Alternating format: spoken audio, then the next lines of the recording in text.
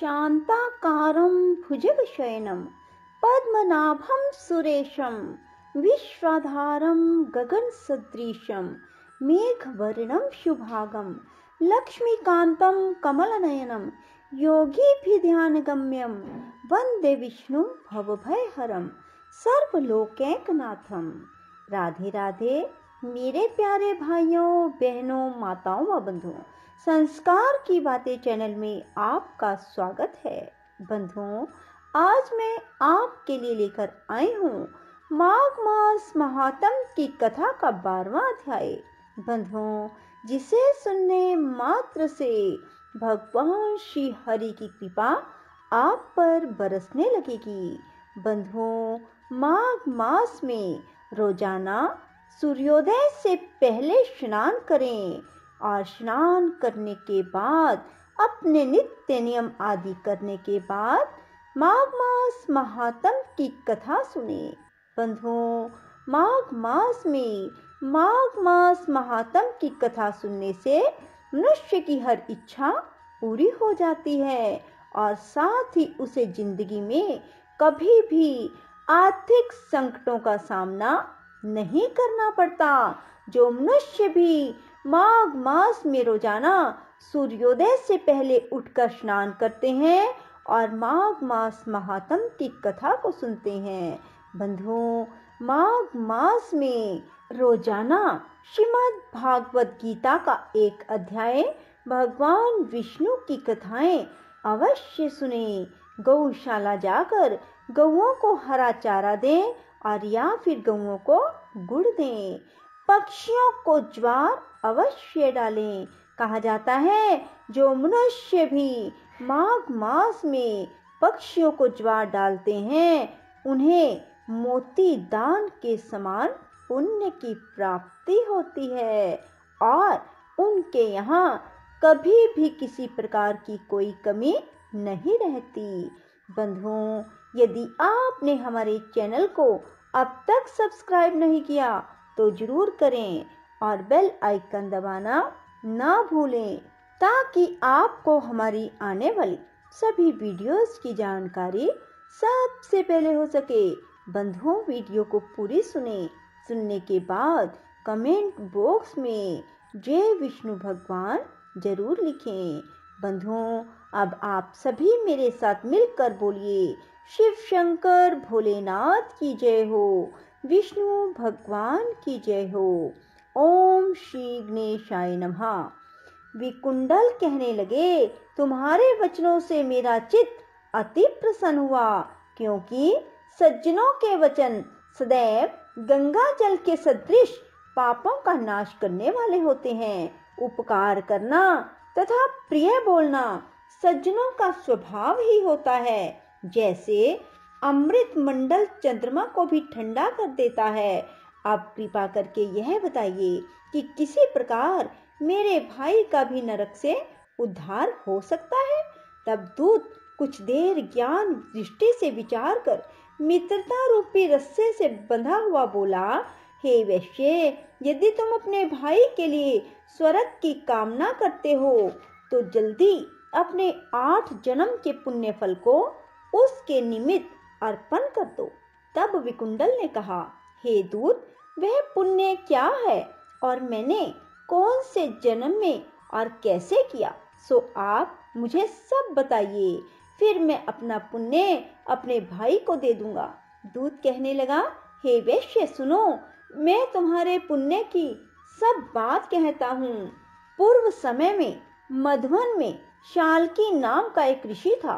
वह बड़ा तपेश्वरी, ब्रह्मा के समान तेज वाला, नवग्रह की तरह उसकी स्त्री रेवती के 9 पुत्र थे, जिनके नाम ध्रुव, राशि, बुध, तार, ज्योतिमान थे। इन 5 ने गृहस्थ आश्रम धारण किया तथा निर्मोह, जितमाये, ध्याननिष्ठ और गुणातक यह चारों संन्यास ग्रहण कर वन में रहने लगे।